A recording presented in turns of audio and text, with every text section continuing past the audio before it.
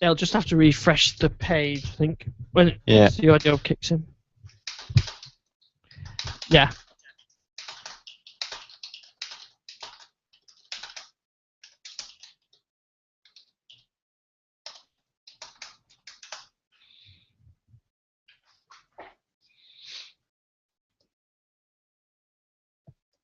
So just start to refresh the page.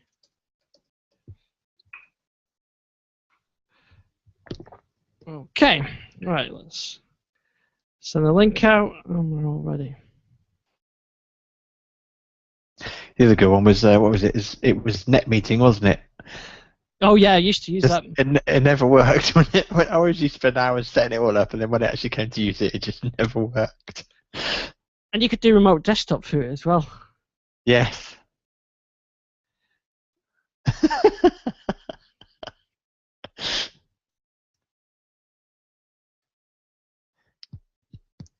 Is it talking about you, or I've got my video switched, so I don't know about it. Yeah. Right.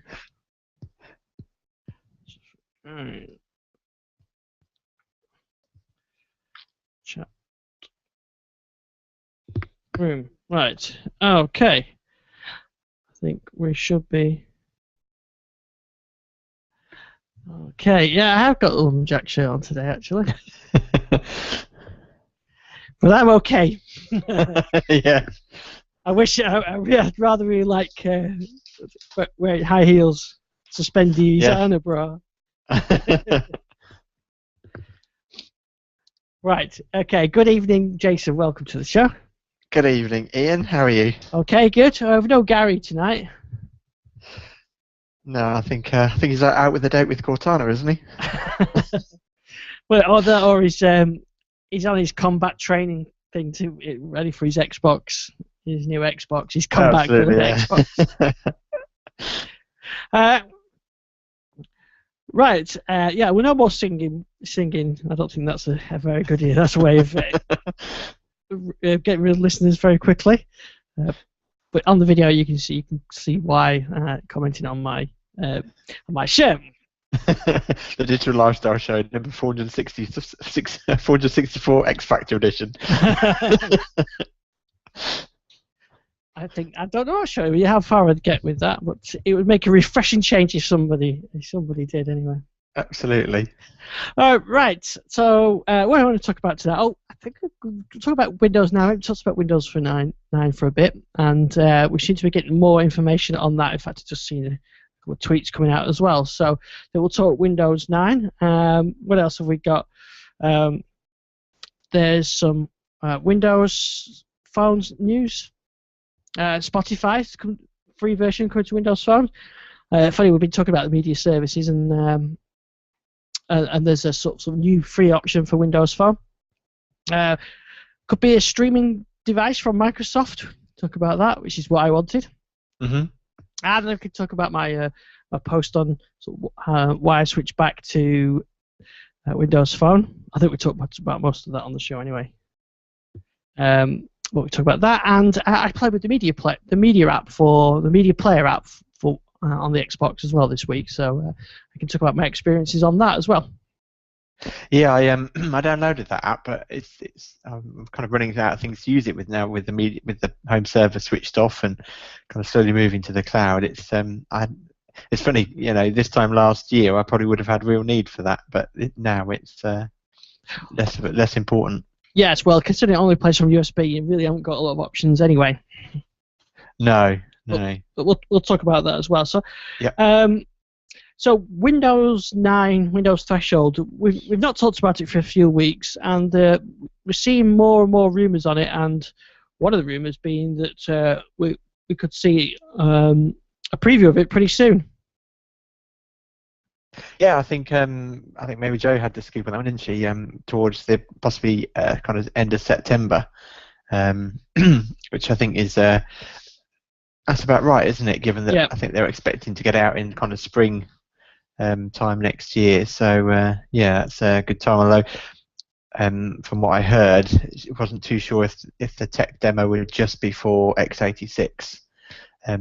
Although we obviously did have the Windows 8.1 preview for the ARM branch of Windows. So hopefully we'll get to try that as well. Yeah, and from what I've been seeing is end of September, beginning of October. I think there's even a suggestion of a date. Is it 30th or something like that? Did you say? Yeah, I think it's pretty much right towards the end Yeah. of September, which is, I mean, it is a Tuesday, so that's kind of a normal day for those sort of things coming out. Yeah, so. 30th of September. I think the rumours are, just looking at it on my giant phone. It's even bigger when you put it in the camera like that. Yeah, but what we're possibly seeing is not really the finished version, not that we expect to see finished version, but certainly not even a feature complete version. Yes, I must admit I haven't really had a chance to catch up on much of the latest news. The last bit I really heard was obviously the date, but I know there was some more information banded around today, but I haven't had a chance to catch up. Yeah, on it, so. Well, it seems to be that the version that we might see at the end of September is the Intel version, and the ARM version, which it could be the sort of combined Windows Phone, Windows RT version, we won't see till the beginning of next year. So this Intel version, it's not going to have all the features in that's coming to it. So it's more of a preview version. It's the technical preview, and maybe I think it maybe sort of the core features of Windows OS itself. So maybe not with the Metro UI, maybe even without the new Start menu, but it could have the new Start menu and it could be missing the charms, but it won't have some of the other things that are rumored to be in there, like Cortana. And one of the rumors I saw today was it could have Action Center in there. Yeah, I mean that's when I first heard that the charms were potentially going away. Then it certainly that was what I thought about, that if they did implement the Action Center, and certainly there's no reason why they wouldn't. I mean, Android tablets and iPads have the Action Center, or their version of an Action Center, and it did make me think really with that kind of Action Center with the customization of shortcuts that you could quite easily get to settings from there. You could quite easily, if you wanted to, choose to have the share charm on there. It does kind of make those unnecessary. And I must admit, particularly with things like Next Gen Reader, that developer has slowly added on automatic sharing from within the app, and it's even his own kind of custom sharing that you can switch on, or you can share through the share charm as normal. So I think it's kind of an interesting idea, but I think in many ways developers, we saw it with iterations of Windows 8 that Microsoft slowly put the search button back into applications. So I think it makes sense that it does go away. I think it was while people like me and you kind of found it and understood what it was, I think from a user perspective it was very undiscoverable. Yeah, and I must admit I use it a lot, and I'm really sad to see it go unless there's something better, like you said, Action Center and the settings button like Windows Phone. But I use it for, especially for getting to the settings. That's probably the main use for it. But I also do use it for sharing. And in fact, my Flickr app that I wrote, I use the sharing charm on that to do picture sharing. So it's not a huge amount of code, and I don't know how that's going to sort of how that will be impacted when that's dropped. But if you can go into my app, you can open one of your Flickr photos, you go to share, and then you can just share it however you want to share it. And also the devices you can use the Play To. Because I put the Play To contract in the app as well, so you can use Play To share the app, to share the picture to DLNA TV. So if they're not there, I'm not quite sure how I would then get those features in. Does that mean I have to add those buttons back in? Because I didn't write the code to Play To. I just added the sort of the API calls that enable it. So I'd still like to see those buttons, but instead, if they're not at the side and they're a pull down like they are on Windows Phone, then I'd be fine with that. Yeah, I mean, Windows Phone kind of went that way originally, didn't it? And it was always kind of strange that they didn't replicate that. That on Windows Phone you can still share, and you get applications can register themselves as contracts in the same way as they can on Windows 8. So you choose to share from something like a web page, and it brings up a list of applications that support the sharing. There's no charms, and also probably in some ways, ironically, if Microsoft had actually had the charms, so you swept up from the top or the bottom, I think probably that might be more discoverable, because that's the way that because on the iPad, there's no indication that there's an action center there. You just swipe up and there it is, and searching from the home page, you just swipe down, and I think probably people might have found that more discoverable just because they're used to doing that. I mean, it's funny, on the iPad, I continually swipe in from the right, expecting it to do something. But I'm sure there are many people that went from an iPad to maybe trying a Windows tablet that kept trying to swipe down and nothing happens. Yeah, and sometimes what becomes just the norm is then, I think the example that everybody gives in this situation is the pull down to refresh. It was, I think 1 or 2 apps did it initially, and then gradually it's spread, and now that's kind of become the norm. And so on now on Windows Phone, Android did it previously, iOS does it. The pull down from the top does the refresh. So I can pull down from the top brings the shade down with the options in. So I can understand Microsoft doing that, but it's a shame because I do use the charms, but I can see from a desktop point of view, I've got dual monitors, and I've also got mouse without borders to control my other machine, my other Windows machine, and that gets really confusing trying to bring the charms up, because as soon as it detects the mouse has left the screen area, it moves to the other machine. So if you're on the left-hand machine and my screen's aligned sort of parallel, so as soon as you move right from the left-hand machine, if you can follow what I'm saying, you end up on the second machine, the right-hand machine, and of course you've no opportunity to bring the charm in because you've never got the edge, because it's not an edge, it's a continuous sweep with the mouse. So it's very fiddly to bring the charms in on that. So I can see perhaps from a desktop user the charms aren't as useful, and hence why Microsoft sort of going back on it. But I think I can understand if you flipped it round and had the start menu, your start button, I should say, the settings button on the Action Center, then it works quite well. I certainly don't ever sort of try and bring in the. I always can get to the settings, everything on Windows Phone. I don't have any issues with that. Yeah, I think I mean, it's like on the charms you've got the start button there, and I just find myself using the physical start button that's actually on the device. I always kind of forget that that's there almost. Yeah, I'll definitely miss it, but I can see why. And so the other thing was that we'll probably see the new start menu, which we've talked about, which is the tiled one.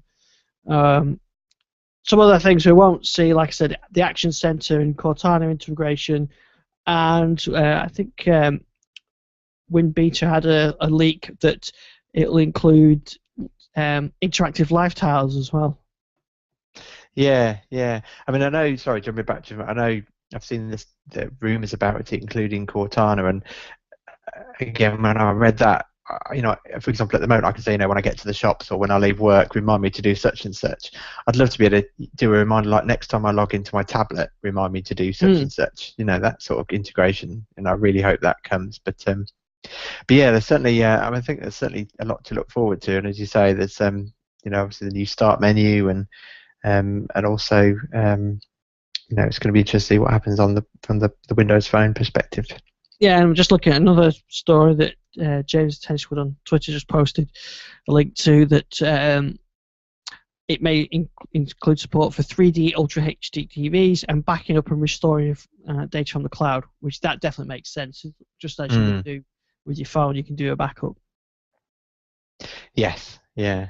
The other thing that's mentioned in this post as well is that Microsoft's toying with the idea of selling the upgrade for $20. Interesting to see how they price that, whether it will be a free upgrade for Windows 8.1 users or, as it says on here, $20. I guess it'd have to be some kind of App Store purchase. I'm going to be fascinated to see how they deal with that, because Apple did that with I think it was I can't remember which version of OS X it was, but they did a couple of versions like that where you could buy the upgrade. I think it was Mountain Lion in the store, but the last version they're not doing that. They're just giving it free. So I think somewhere else in this post it says it's possible that OEM and retail purchasers may get it free. So obviously I think that they haven't made their minds up on that, or if they have, they've certainly not talked about it yet. Yeah, I mean, it's going to be interesting, isn't it? You know, we're kind of used to paying for upgrades from I know on Intel machines, but people that have bought iPads and Android devices, although I know they're not necessarily always updated, but you know, people would have never paid for an upgrade of the operating system on their iPad. So for a few of us that have bought a Windows RT device, you know, expecting us to pay for that upgrade is going to be an interesting approach, and maybe that they'll obviously they are branching much more now, so maybe they'll just be a free upgrade. But certainly, you know, it'd be interesting to see what they do on the desktop. You know, I certainly wouldn't never begrudge paying a small amount to upgrade, but then as you say, the competition from Apple is now saying, well, actually, you know, we're just viewing desktops, the operating system as you know, as long as you're using our operating system, the chances are you're using our services, so we'll get revenue that way. Yeah, and yeah, especially on devices that on devices that are embedded devices, you know, sort of, or the devices that ship with it. Yeah, I can understand that. And as Richard says in the chat room, he was saying that the rumor is that the ARM beta, when it does come out later in the year, it won't include the desktop, and that's due in January. So he's saying presumably Metro Office is about to lumber into the light, because I mean that's going to be interesting, because my Surface I use all the time for blogging, and I use the desktop version of Office, and I don't want to use a touch version, or it has to be really good, or at least has to give me the option, because if the desktop was removed and I didn't have access to the full version of Office, and had some kind of cut down version that couldn't directly write to the blog like the full version of Office does or Word does, then that renders that device pretty useless for me. So I'm not quite sure how I'd feel about sort of having something taken away like that. Yeah, I mean, I've briefly used the iPad Office apps, and I have to say they're really well done. Yeah, I mean, I know you use the Word with the blogging facilities quite a lot, but would you necessarily use that if you had a proper dedicated blogging app though that plugged into WordPress? Possibly. Yeah, I mean, I suppose. Yeah, I suppose if there was another option that was better, then yeah, I'd use that. But to be honest, I mean, I used to use the Windows Live Writer, and so I don't use that obviously because you can't run that on the Surface. I've got used to Word, and my workflow is pretty productive now. Yeah. And I'm not sure whether I really want to see the desktop go. I don't mind it being a switch, so you can't see it, and if you want, you can switch it on. But I still do stuff on the desktop. You know, I was uploading photos from a family event the other day, and I wanted the Explorer, you know, side by side. So I had two Explorer windows, so I could drag between folders and things like that. And you know, I could use the desktop. I use the mouse and keyboard with the touch, with the type cover. So I don't want to be forced down the other route. Yes, I can imagine on my 8-inch Encore, then I wouldn't do all that.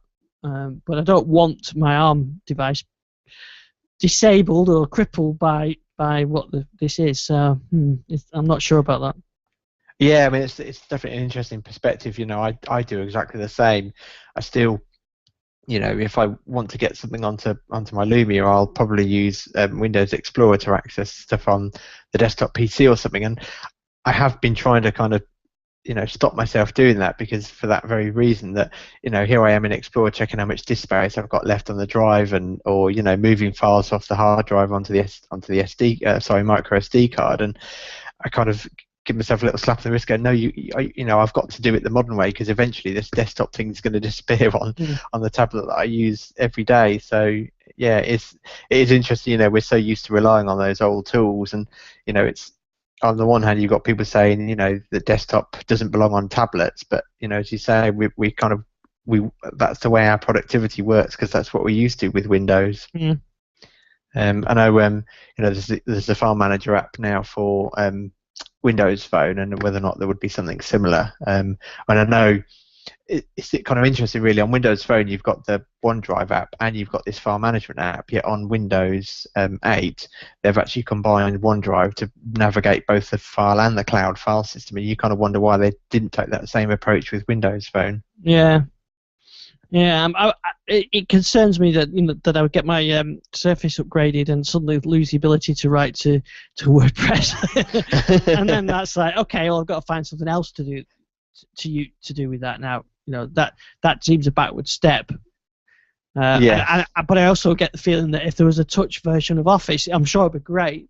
But it's one of those features where writing to a blog is something that seems a bit of a small minority of users that would use that feature, and therefore it probably won't get it. Yes. Yeah, that is the thing. I mean, I'm just having a quick, because I know there is the WordPress app for Windows Phone, but interesting enough, just searching the store, there isn't an official WordPress app in Windows 8 that I can see. And I know it's very peculiar to what I do, and I'm not saying it's affect everybody, but I'm sure in these situations there's other people doing something totally different, but with the same sort of experience, where they're using their Surface 2 to do this specific set of things that currently works, and take away the desktop, and all of a sudden all that will stop working, and that for them has the same consequence when it renders the device not usable. Yeah. And thanks to Richard for posting buy Surface Pro. Yeah, not an overheating one though. Yeah. I think I mean it is that dilemma, isn't it? Because we the way me and you work, the fact that Windows RT includes a desktop is a positive, but and to take that away, it really does take Windows RT down that whole companion device route, which was the whole thing it wasn't supposed to be, isn't it? It was, other than the limitation in terms of the apps you could install, fundamentally you could almost use Windows RT as your desktop PC, especially with Office being pre-installed, which is pretty much, from my personal life, not my business life, but personal life, I can get by with just that. I know I have done now for nearly, when did Surface come out, for probably almost a couple of years. But yeah, certainly take that away and it does start to become that companion device that you then need another tablet. And then you're almost thinking, well, if I'm buying an x86 based Windows tablet that includes a desktop and Metro, assuming that it does, where does that leave RT for people like me and you? Yeah, I'm concerned to see how they go down that path. I'm all for for the touch version of Office and all that. I think that'd be really good, but I'd just like to see that some of the not to remove functionality. And as Richard says in the chat room, they do have a habit of taking away functionality. And he says look at what we lost when Zoom got killed, and I get particularly the Zoom desktop app software from that to a very basic media player that's only just starting to gain some features that we lost a couple of years ago. Yeah, absolutely. And certainly Richard also says, that enterprise is where Microsoft is making its money from, and almost, I know it's been bandied about, Microsoft doesn't want to become an IBM, but it is almost like their consumer stuff just is almost the reverse of what it used to be. Enterprise got Windows into the home, and now it's a case of people using Microsoft tablets in the home gives them, a more, a lead into using Windows in the enterprise with the Office 365 and those kind of subscription-based services. I mean, certainly if the device comes out and you've got Touch Office and the full version of Office as well, then that'll be fine for me. Yeah. I mean, I certainly would expect that the Metro version of Office is going to be superior to what's on the iPad. Like I said, that's already a good experience. But yeah, it's going to be interesting. Like Richard says, we spent 2 hours a day using desktop on an RT device, and it is that thing, isn't it? You kind of work that way because that's what you were used to. But if there were a decent app that kind of provided that desktop application, but not necessarily from a desktop UI, is that sufficient? Yeah, I just think it should be a switch, especially maybe on the site the Surface size of the Surface is good enough to have the desktop. I don't see a problem with that. You've got a mouse, you've got a good keyboard. On the Encore, less so. That's an 8-inch tablet, and there's a 7-inch version as well. Using the desktop there isn't practical. Although it has got Word, I don't really try and do any blog posts on it. Although I could do. But the ironic situation that will be is that will keep the desktop if it's the Intel version. Yes, yeah, and maybe have less of the the Metro experience if that becomes windowed. I guess there's always the hybrid devices like the Surface line, but yeah, I mean again, I as I said before, I still find myself using File Explorer to kind of look into those system folders that really shouldn't be rummaging around in. Just to, whenever the Xbox Music subscription has a download folder where it downloads the files and then copies them into your library when they've completed downloading. And I'm forever sitting there watching files get downloaded to make sure I've got everything that I need with me. That kind of stuff would go away. Yeah. Well, I'm looking forward to seeing it, but I certainly won't be putting it on my Surface. I might just dig out my old Surface, the original one, and test it on that one. But of course, that's the other thing is how you test these developments on a sort of an ARM-based device as well. It's not just a question of downloading the image or whatever. There has to be some kind of preview program. Yeah, absolutely. And a message to the Xbox Music team, if they ever happen to be listening, that why on earth isn't there a download progress monitor within the Xbox Music app? Because when you download a film using the Xbox Video, you can check its progress and watch a progress bar if you want to. And OneDrive, you can watch, your cloud files either syncing up or down. But Xbox Music just says downloading 50 files. And there's absolutely no way to see that it's actually doing something. You've got to then go into the album, haven't you, to see it downloading them. Yeah, or as I say, use File Explorer and actually watch the download directory. Yeah. But you would just think, you could. It's on the video. You just tap that download and it takes you to a monitor. Whereas on Xbox Music, tapping it does absolutely nothing. Yeah, I know what you mean. And just to finish off that as well, Richard says, although a tiny number of users of ARM users out there, do Microsoft really care? They're chasing new users, which is a good point. Yeah, and I think in some ways that's going to be why there is going to be a fundamental shift. That I think, assuming that the ARM tablets do, kind of carry on for the next few years, I think they do need them to be more of an iPad/Android type device. Yeah, definitely. But like I said, I've been really happy with my device, so don't change my device, please. But I will be on the podcast when the Windows Phone/Windows RT version of the operating system comes out saying, "Told you so." Yeah, that's right. Yeah. Steven Sadowski should have listened to me. Yeah. Especially, I want to get to Cortana integration. I can just read out what I want to say on the blog post to Cortana, and she can write it up for me.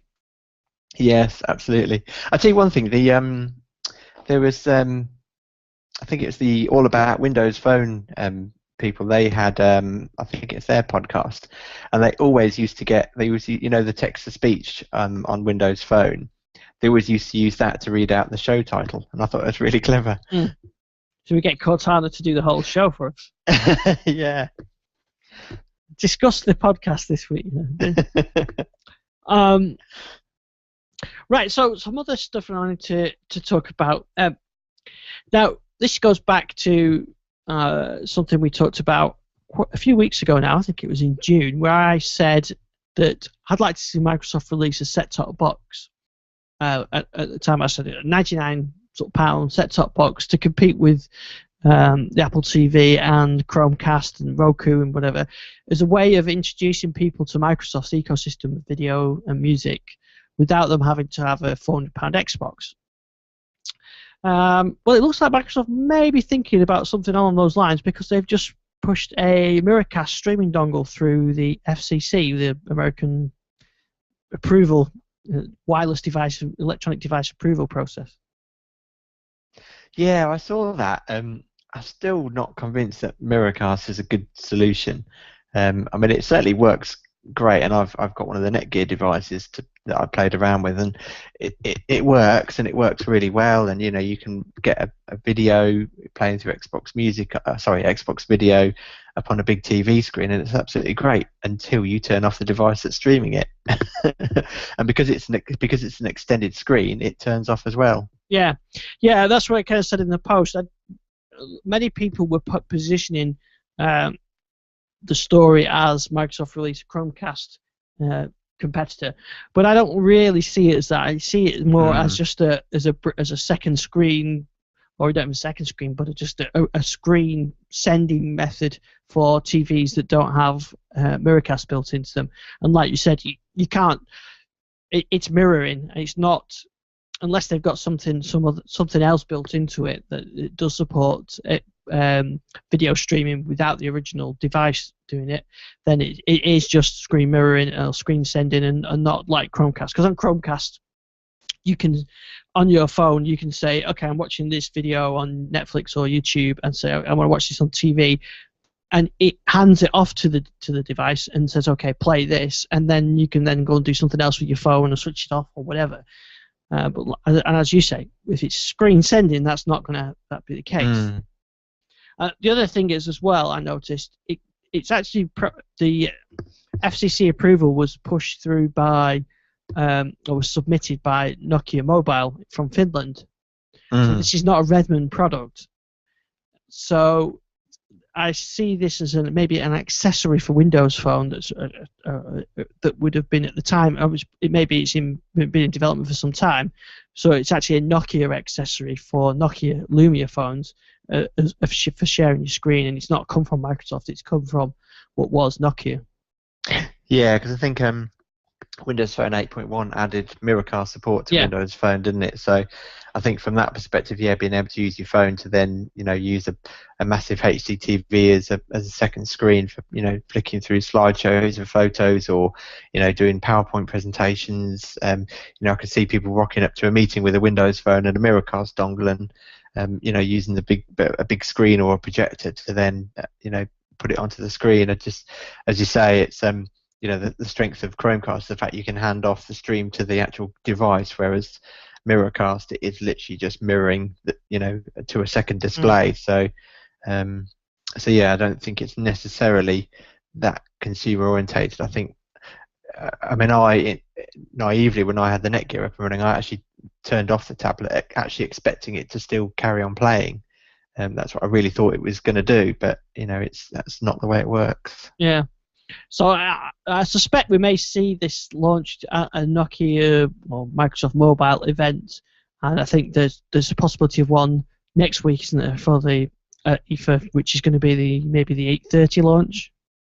Yes, yeah, possibly. The other thing which I've seen, I think Long Zeng said this. It's why isn't the Xbox One a Miracast receiver?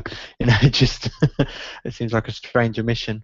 Yeah, and that seems something that they can easily add to just a software update. It doesn't require any hardware to do that, because you can use a Wi-Fi direct. So I don't know. I would have thought that it should be a receiver for Windows tablets, Windows Phone, the whole package. Yes. Yeah. So it's like the reverse of smart glass in effect. Yes. Yeah, absolutely. It wouldn't surprise me if they add that though at some point. Yeah, I mean, presumably that as long as the hardware is built in, then there should be no reason why not. Now, talking of Xbox One, when the preview, if you've got the preview to the Xbox One preview program, I think it's officially called, where you get the features sort of a month or so before they get rolled out to everybody, and we talked about this last week. There's the new Media Player app. So, did he say you give this a try? I downloaded the app, but because at the moment it's only USB, I've not got anything to. We don't tend to have that kind of media sitting around.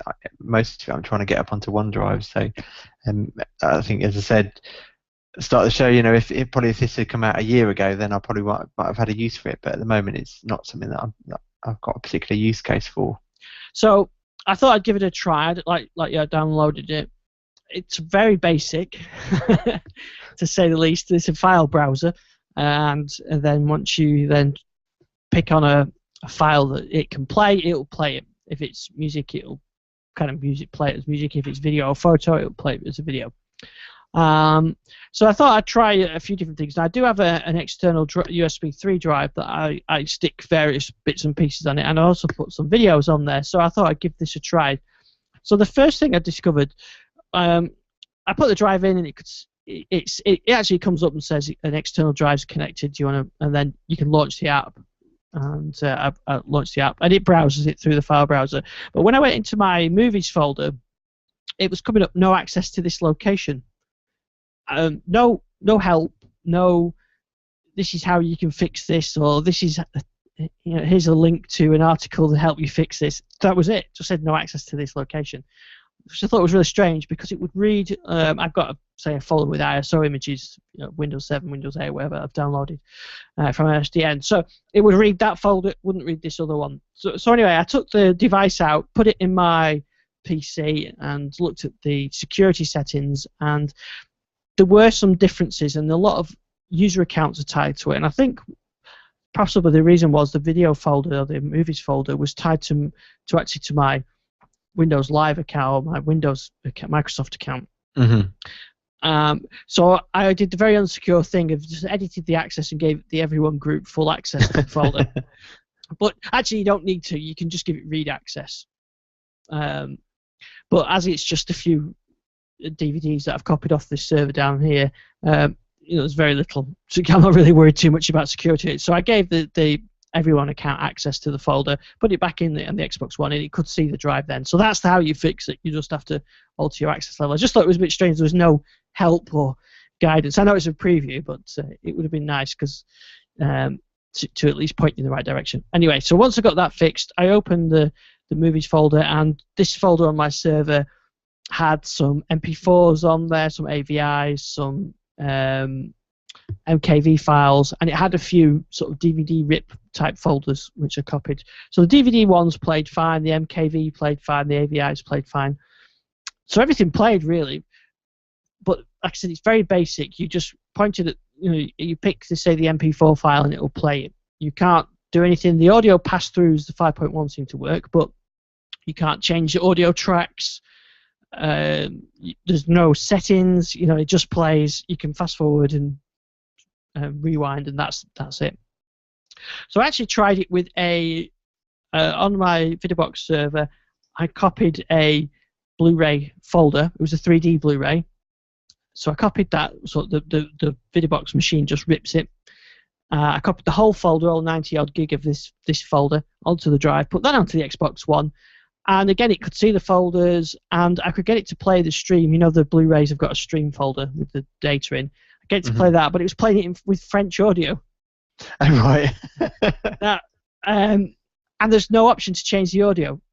So that's it, basically. You're stuck with that. Now, I don't know why French is the default. I don't know. I haven't tested on something like VLC where you can pick the audio track, so maybe I should do that. Maybe somehow the ripping's gone wrong.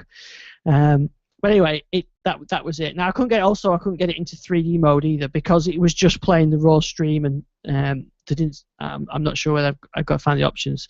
So it's not really sort of an all singing, all dancing sort of VLC type app. It's a very basic media player, and they do say preview on it, so maybe more features will be added. But it does play them, and the MP4 files and the MKVs played absolutely perfectly as well. So I did try another DVD that was ripped with AC3 audio and Xvid, and that played absolutely fine as well. So some things it does play fine. So. But like you said, it's limited sort of functionality while you've got to attach a USB drive to it. As soon as they enable DLNA, then that changes it. Yes, yeah, and as Gary pointed out, last week, that makes it into a receiver for DV Link, and I think while it's great, as you say, having stuff that you plug in a USB drive, it's still you've then got to put that USB drive into something else to get the content onto it. Yeah. So I think the DLNA support's going to be really the big win. Although I have seen people using the Showbox app on Android. I don't know if anybody's seen this, but it's a funny app really, because it looks like it's an Android app that looks like some kind of Xbox video app where you can see movies and TV shows, and then you can download them, but it's all ripped illegal content. So there's nothing legal about it at all.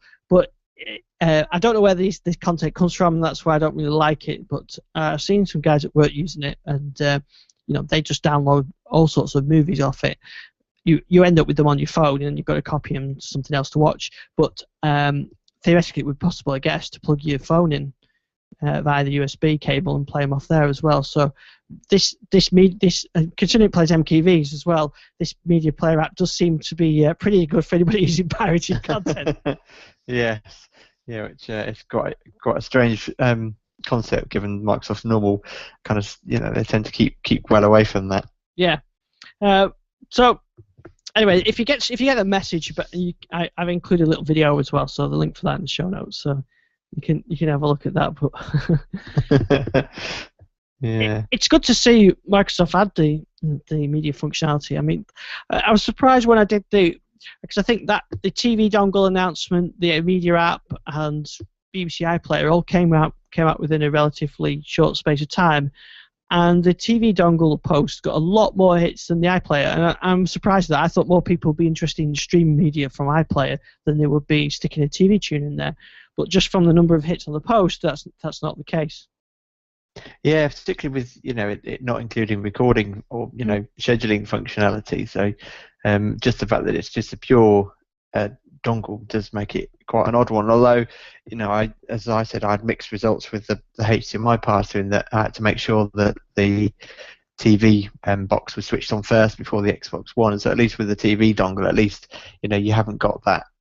You haven't got the two disadvantages of it being slightly unstable, and secondly having two devices switched on to watch live TV.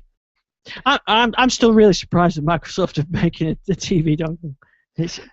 Yeah, although I mean it's not unprecedented, is it? Because the PlayStation 3 had in Europe had a TV receiver, and that was a full scheduling and place shifting system. So certainly I had no idea how successful that was, but I guess there's no reason why Sony might not have something like that for the PlayStation 4 in the works. In which case it's kind of another. We also have that on Xbox. Yeah, it just seems to go against the kind of things they've been saying. Yes, yeah, it certainly does. But I guess the difference between the Xbox One and the and Media Center is the fact that the Xbox One lives primarily in a place in the living room where it already has a TV signal feed, as opposed to a PC which is probably in a study with nowhere near a TV signal, which is always one of Charlie Owen's excellent points. I mean, I still really want to see. If to make it really useful would be Sky Player, BBC iPlayer, just all the the UK TV streaming services. If they were all there, then you got all of it then. Yeah. But we have to wait for those. Now, what else have I want to mention? Turning back to a Windows Phone, we've been talking music services the last few shows, and there's another option for Windows Phone users. Spotify is available for the free streaming is now available for Windows Phone. Yes, I must admit, I completely missed the fact that that wasn't available. Because I've got the Spotify app on my phone, and I'm just currently on the 1 month free trial of Spotify, but I just don't use my phone for listening to music, so I've never even actually fired up the app. Yeah, and I was kind of a bit surprised it didn't do this already, because I think iOS and Android have had this for a while. But it's good to see it there. So if you get the app with the free service, you don't have any subscription. You can pick playlists, and you can pick artists and albums that's kind of ran, but it's shuffle mode only, isn't it, for the free version, and no downloading. Yeah, I mean, I think it's quite similar to the Nokia Mix Radio, isn't it? But yeah, so I mean, we've talked before, having the app's one thing, but it's also got to be functionally equivalent to the other platforms. So yeah, but it's funny. I thought, oh, my kids will love this free music service. So I went to them and said, you explain to her how it works, and they went, oh, that's rubbish. I want to be able to play the song. So the reaction was the same to the Nokia Mix Radio. They still want to be able to pick a song and be able to play that. So what do you expect? This is free. And he's like, oh well, so they're not interested. Maybe when they're a bit young yet. Maybe when they're older they'll like the streaming service. But I think it's fairly good. I mean, I'm just still debating what to do with music services. I'm going to cancel my Google Play Music All Access subscription because there's no point to that now. All my music's uploaded to Google Play Music, but it's also uploaded to Xbox Music. Both the services give you free access to your own Music. So and I could, if I wanted to, have the subscription option. The Xbox service has a similar functionality to Google Play Music, but the Xbox is available on multiple platforms, whereas Google Play isn't. So it really just seemed to me there's not. While I'm using Windows Phone as my primary device, there's little point in using the Google Play Music, because the Cloud Music app, which I do like, it's not integrated into the phone experience enough, and it's not their fault. I guess it's a limited. It's not an open API, so they've done a good job. It's a third-party app, but it's not got the same functionality. So I'm pretty sure I'll just go with the Xbox Music app, perhaps without any subscription, just stick to my own music. But if I was going to get a subscription, I think I'd probably use Xbox subscription. Does the Xbox Music app actually allow you to stream the music that's your own, that isn't downloaded though? Yeah, I think so. I've not had any. Yeah, because I've got some music on my phone and some music matched that's not downloaded, and it will play that. Got you. Okay. Yeah. I mean, I wasn't sure, because obviously I've always had for the last 13 months, I've always had the Xbox Music subscription, so I wasn't sure that you could do that. So that's good. It seems to be the main the point of the subscription is that you get the streaming of the store, or streaming and downloading of the store music. That's not your own. So that seems to be the main point of it. So, but I mean, I think there are issues that you've talked about many times about it missing tracks and putting DRM on, or saying certain things aren't available. There's issues like that, but I still think I could use that service better than I could the Google Play Music while I'm using Windows Phone as my primary device, and I get a better integrated experience. And that's the other thing that puts me off slightly with Spotify, is what I really want is my music plus the subscription service. I don't want the subscription service and all my music. It doesn't make sense to do it that way. So if I had Spotify, you think, oh well, this is one that I get because I've downloaded from Spotify. I'll play it on the Spotify app. Oh, this is an album that I already own, so it's on the phone anyway because I've downloaded it through Xbox Music. It doesn't make sense having the two. I think you've got to pick a service and go all in, haven't you? Otherwise, it doesn't really work. Yeah, I know exactly what you mean. I mean, that's kind of my viewpoint of Spotify. I think if you go the Spotify route, then you just have to say, I'm not even going to bother managing my own music collection. You just listen to what's available, and if you want to listen to an album that you own, you just do it through the Spotify app, as opposed to, say, with Xbox Music, you can just have your music if you want to. And I'm still kind of two minds what to do for us. The main thing that really hurts me is, coming back to our limited broadband, is ideally what I really want is all my music on OneDrive, and then when I hit that issue with Xbox Music, I could just revert to OneDrive and download the album, via the cloud, and that would kind of solve that gap for me. And also, I think the one thing that leads me towards something like Spotify is the integration with Sonos. I think if Sonos could add, which hopefully they can do now, if they added Xbox Music, then that would just instantly become a no-brainer for me. That would be Xbox Music all the way. And that's the one thing that makes me a little bit unsure about cancelling the Google Play Music, is because it does work so well with Sonos. But having said that, I've got a machine here with all my own album, the music I own on it. So all I would be missing out on then is anything that you purchased, or not purchased, but you pick, through the streaming service of Xbox Music. And I don't tend to get a huge amount of new music. So while the Google Play Music, I enjoyed sort of downloading albums that I used to have, or may have listened to 20 years ago, some random stuff from the 80s or whatever. I probably wouldn't go out and buy it. So so it's been nice having that, but anything that, if the new Pink Floyd album comes out, whenever it is later in the year, I will probably even get the physical version of that, because that's something I really want and keep. So so then in that case, I'll have the physical copy, and even if I don't do that, I'll probably purchase copy anyway. So I don't know. I think if you're someone that gets a lot of new music all the time, then it's a no-brainer to go with one of the subscription services. If you're someone that's got your own collection of music already, then it's less of a clear-cut decision. Yes, Yeah, I think you're definitely right. I think certainly if you're if you're a youth. Yeah, me and my wife, we were talking about switching to Spotify and just taking that approach that we would just, if we wanted to listen to an album that, was kind of in our collection, that we would just pick it from Spotify. But I think they are slightly expensive. I think, it's about £120 a year, and I think, one of the advantages of Xbox Music is, one, it's that bit cheaper. It's under the £10 mark, but also if you take out the 12-month subscription in one go, you're only paying for 10 months, and I think that makes it quite attractive. Yeah. So I'm still undecided at the moment, and I think I've got this month's trial of Xbox Music anyway. But I'm pretty sure I'm going to get rid of the all access subscription on Google Play Music, and I'll just stick to use my own collection. I'm sure there's a post in there somewhere, but it's hard to say yet because I haven't really sort of formulated in my own mind yet what the best option is. Yeah, I think we're just we're just antiques with our own music collection. Yeah, that's it. I mean, yeah, but it's interesting to see my 12-year-olds. They're like, oh, I offer them a free music subscription. They're like, oh, well, I want to be able to pick my own song. Yeah. Pay your money then. Well, it'd be me that paying it, wouldn't it? So I've just realised I think we've missed the headline.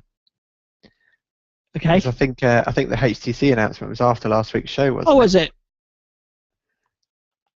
Good question. Good point. That. Let's have a look. August 19th. When did we record? It was Tuesday. Maybe we did talk about it. I do apologise. I think we did. I do apologise. Actually, we did. We talked about it because it's just been announced as we were recording. Yeah. Oh, we haven't talked about the Skype thing though. No, that was one of the things. That's one of the things we talk about in the previous show that's come through. Yes, absolutely. So just to reiterate, we want Xbox Music on Sonos. Yes, definitely want that. Yeah. But, go ahead. I was just going to say, but yeah, it was quite funny because obviously, we were literally, as you mentioned in the show notes, chatting last week that I could hear my phone every time you typed a message to me on Skype. I could hear my phone going off in the kitchen to the point where my wife kind of came and said, "Do you know your phone keeps going off?" And lo and behold, they're going to fix that at long last. Although, I thought they announced this ages ago. They did announce they were going to improve it, but now they've actually they haven't actually done it yet, have they? No. You sent me a message tonight, and both my machines pinged at the same time. Yes. Yeah, although to be fair, I wasn't using either because I was on the other machine setting up the Skype call. So maybe that's in that circumstance, that's right, isn't it then? Yes, although I did think it was quite interesting to listen to Paul Thurrott talk about it on Windows Weekly, because he was coming at it from the angle of he can't wait for it, because when he gets a phone call for his weekly show that or for his multiple shows he does, all his devices ring, and actually that's not the bit they're fixing. That's right, yeah. It'll still ring every device, as they say, because you never know which device you might want to answer it on. So I think he'll still be getting every device in his house ringing, but at least the chat messages will only come up on the one you're using. Yeah. And I'm sure that's one of the, when you say, they talked about it earlier, it was the ring notifications they were talking about cleaning up as well, weren't they, where if you answer it on one, it can tell the others to stop ringing. Yes, yeah, and I think that's definitely something that's needed, because that's the main issue. Yeah. So anyway, in case anybody hasn't read the post, but basically what Skype said is they're going to do is, when you get a chat notification like I had tonight, and you're not currently operating Skype on any of your devices, all the devices will ping to say they've got the notification. So my phone and my Surface will go at the same time. But then if I start talking to you, Jason, on the Windows phone on the 1520, and we carry on our conversation over Skype Messenger, the notifications will only come up on the 1520, and the Surface will remain silent unless I switch back. But then after a period of time, if we didn't use either, then I'd start to get the notifications across all my devices again. Yes. Which is about probably the only way they could do it. Yeah, and I think they certainly have thought it through. I mean, I think partly, you do wonder sometimes the fact that it's taken them so long. You kind of wonder, do they actually eat their own dog food? It's because surely this, it just seems like so obvious. But yeah, anyway, at least now it's coming. They've thought about it and done it properly. Yeah. So their recommendation was to make sure you're on the latest device. So I guess that's a back-end change that they're doing, and you just need to make sure you're on the current latest release or whatever for Android or iOS or Windows Phone or Windows. Yes, yeah. It did make me smile, the fact that they said they were going to stop supporting Windows Phone 7, and there seemed to be this outcry. Yeah. Not quite sure who's still got a Windows Phone 7 device. Yeah. If they said they stopped supporting Windows Phone 8, then maybe that would be a little. Yeah. They should say that they're only supporting Windows 8.1 update. Yes, yeah. It is interesting though, isn't it, in some ways, because Skype's owned by Microsoft now and has been for quite some time, but services like those, you never really hear about any kind of leaks about their kind of roadmaps. You would think that sort of, it's quite a big product, Skype. Yeah, definitely. You would think there'd be some talk about, what's coming up in future versions, but. Now, just to sort of wrap up there, as we've run out of time, just a couple of other things. There's a new version of the media browser client for the iPad that's got some nice new features. You can pick audio tracks, something you can't do on the Xbox Media Preview app. And there's support for HLS streaming and a few other things. So it's a nice new version, actually. So if you've got Media Browser Server running then, and you've got an iOS device, you want to check out that. And there's been a few updates for the Media Browser Server, including Chromecast support for the web client. So you can be using the browser against the server and Chromecast that as well, which I think is a nice idea as well. Mm-hmm. Not Miracast, Chromecast. Yes. I posted I did promise I'd sort of talk about my thoughts on why I switched from Windows from Android to Windows Phone. So I posted that as well, so you can read that. Yeah, that was an interesting read. I mean, it's I know you've had the HTC device for quite some time, but it was always, you kind of carried it around as a companion device, almost just to so you could talk about Windows Phone. But it's certainly interesting that for someone like you, that it's kind of reached that almost that level of maturity that you are actually able to switch, which is kind of a similar story. A lot of people that we saw abandon Windows Mobile, a lot of the MVPs, went off and bought iPhones and slowly came back to the Windows Phone fold, and it's kind of, it's taken a long time, but clearly we're getting to that stage now where it is a viable alternative. Yeah, and I'm really happy with, I'm not missing the Android device at all. I thought I'd need to carry it around as a safety blanket, security blanket, but I don't, and just carry the Windows Phone. I get really nice pictures, and like I said in the post, it's maybe it's third Windows Phone 8.1 update, a third Nokia hardware, and a third better app, something like that.